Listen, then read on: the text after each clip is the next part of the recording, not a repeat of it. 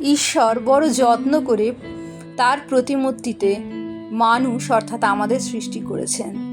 তাই তো বাক্যে দাউদ বলেন, আমি তোমার স্তব করিব, কেননা আমি ভয়াবহ রূপে ও আশ্চর্য রূপে নির্মিত। পিতা ঈশ্বরের ধন্যবাদ দিই। পবিত্র বাইবেল মথিলিখিত সুসমাচার 28 অধ্যায় 19 পদে প্রভু যীশু বলেন, অতএব তোমরা গিয়া সমুদয় জাতিকে শিষ্য করো, পিতার ও পুত্রের ও পবিত্র আত্মার নামে তাহাদিগকে বাপ্তাইজ করো। পবিত্র আত্মার সহভাগিতা প্রার্থনা করি বিষয়টি বোঝার জন্য।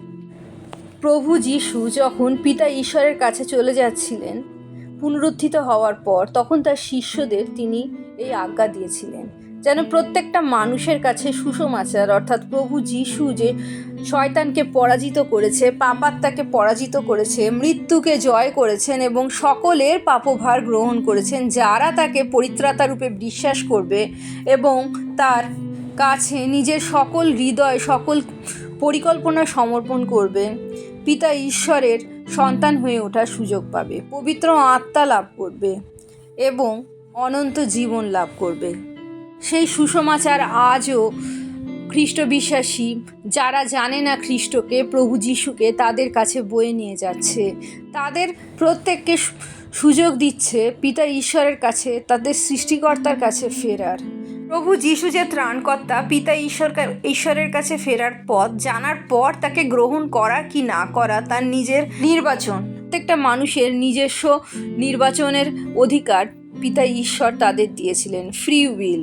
কিন্তু প্রভু যীশুর কথা প্রত্যেক মানুষ যেন শুনতে পায়, সেটাই প্রভু যীশুর ইচ্ছা ছিল, যা তিনি তার শিষ্যদের বলে গিয়েছিলেন, এবং যারা তাকে বিশ্বাস করবে তারা যেন সেই শিষ্যদের শিষ্য হয়ে ওঠে এবং সেই সুসমাচার পরবর্তী জেনারেশনের পর জেনারেশন বহন করে, যতক্ষণ না প্রভু যীশু ফিরবেন। কিন্তু আজকের আলোচ্য বিষয় ত্রয়ী ঈশ্বর, অর্থাৎ ঈশ্বর পিতা, ঈশ্বর পুত্র এবং ঈশ্বর পবিত্র আত্মা। ঈশ্বর তার প্রতিমূর্তিতে আমাদের অর্থাৎ মানুষকে সৃষ্টি করেছেন। ঈশ্বরের সত্তা যেমন ত্রয়ী, মানুষের সত্তাও তেমন ত্রয়ী। আগে আমরা নিজেদের বুঝি, তারপর আমাদের মাধ্যমে আমরা পিতা ঈশ্বরকে বুঝতে পারবো বললেও পিতা ঈশ্বরের ত্রয়ী সত্তা বোঝার ক্ষমতা কোনো মানুষের নেই। কিন্তু জাস্ট আমরা একটা অনুমান করতে পারি, আমরা একটা আবঝা ধারণা তৈরি করতে পারি আমাদের নিজেদের মাধ্যমে, কারণ আমরা তার প্রতিমূর্তিতে তৈরি হয়েছি। পৃথিবীর প্রত্যেকটা জাতির প্রত্যেকটা মানুষ জানে যে মানব জাতির যে দেহ, যে শরীর আমরা চোখে দেখি, তা নশ্বর এবং তা একদিন না একদিন শেষ হয়ে যাবে। কিন্তু আমরা জানি যে আমাদের মৃত্যু হলেও আমাদের আত্মা পিতা ঈশ্বরের কাছে চলে যাবে। সে শুধু খ্রিস্ট বিশ্বাসী না, পৃথিবীর প্রত্যেকটা মানুষই হয়তো তা বিশ্বাস করে। কিন্তু কথা হলো শরীর এবং আত্মা, এই দুটি সত্তা নয় আমাদের শরীরের। আরেকটি সত্তা আছে, তা হলো প্রাণ। দাউদ যেমন তার গীতে বলেন, হে আমার প্রাণ সদাপ্রভুর ধন্যবাদ করো, হে আমার অন্তরস্থ সকল তাহার পবিত্র নামে ধন্যবাদ করো। সেই প্রাণ আমরা জানি পিতা ঈশ্বরের কাছ থেকে যখন আদম হওয়া সেপারেট হয়ে গেল, পৃথক হয়ে গেল, তাদের আত্মার মৃত্যু ঘটেছিল। তাদের কাছে রয়ে গেছিল শুধু প্রাণ আর শরীর। এই প্রাণকেই পৃথিবীর মানুষ আত্মা বলে ভুল করে, অন্তত বাংলায়। কারণ ইংরাজিতে যখন আমরা বলি, তখন কেউ মারা গেলে আমরা বলি may his soul rest in peace. এই সোলই হলো প্রাণ। সোল আর স্পিরিট সম্পূর্ণ আলাদা সত্তা। স্পিরিট অনেক রকম হতে পারে। যারা ঈশ্বরকে অস্বীকার করে পৃথিবীতে পতিত হয়েছিল, সেই লুসিফার, তারাও একরকম স্পিরিট, তারা হলো পাপ আত্মা, তাদের দল হলো পাপ আত্মা। আর যে পবিত্র আত্মা আমরা প্রভু যীশুকে বিশ্বাস করলে পিতা ঈশ্বর আমাদের দিয়ে থাকেন, যে পবিত্র আত্মা লাভ করার পর আমরা অনন্ত জীবন লাভ করি, সেই আত্মা হলো ঈশ্বরের আত্মা, স্বয়ং ঈশ্বর। এর থেকে বোঝা যায় প্রভু যীশুকে বিশ্বাস করার পর আমরা যে পবিত্র আত্মা লাভ করেছি, তার মাধ্যমে আমরা একজন আত্মা, যার একটি শরীর আছে এবং তার একটি প্রাণ আছে। যখন আমাদের এই পার্থিব শরীরের মৃত্যু ঘটবে, তখন আমাদের এই আত্মা, পবিত্র আত্মা, পিতা ঈশ্বরের কাছে ফিরে যাবে। কিন্তু আমাদের সেই প্রাণ, তা চলে যাবে বিচারের জন্য। শুধু আমাদের না, পৃথিবীর প্রত্যেকটা মানুষেরই জীবনের শেষে তাই ঘটবে। মৃত্যুর পর তার প্রাণ চলে যাবে বিচারের জন্য, এবং তাদের বিচারের পর তারা নয় স্বর্গে অথবা নরকে স্থান পাবে। পবিত্র আত্মা ঈশ্বরের আত্মা, আমাদের মধ্যে বাস করেন। আমাদের আত্মা, শরীর যা আমরা চোখে দেখতে পাচ্ছি, আমাদের বডি, আয়নায় যা আমরা দেখতে পাই, এবং প্রাণ সেই চিন্তা করার ক্ষমতা যার মাধ্যমে আমরা চালিত হই। এবং পবিত্র আত্মার সহভাগিতায় চললে এই প্রাণ আমাদের শরীরকে ডমিনেট করতে পারে না। প্রাণ আমার শরীরের ওপর অধিকার করতে পারে না। এই প্রাণই শয়তান আক্রমণ করেছিল এবং তাই জন্য সে কলুষিত হয়েছিল। এই প্রাণের ইচ্ছাকেই বলা হয় মাংসের চাহিদা। কিন্তু পবিত্র আত্মার সহভাগিতায় চললে প্রাণ নানা রকম বেচাল কল্পনা সৃষ্টি করলেও দাউদের মতো আমরা বলতে পারি, হে আমার প্রাণ সদাপ্রভুর ধন্যবাদ করো।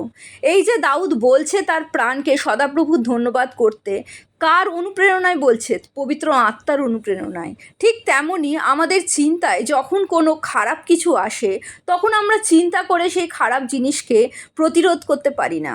কিন্তু আমাদের পবিত্র আত্মা যদি হৃদয়ে থাকে, তিনি আমাদের অনুপ্রেরণা জাগায় যেন আমরা কথা বলি আর বলি, যেন আমাদের এই কল্পনা আমাদের থেকে দূরে চলে যায়। প্রাণের অর্থাৎ চিন্তার যে ক্ষমতা আছে, তার পরিবর্তন ঘটানোকেই মন পরিবর্তন বলে।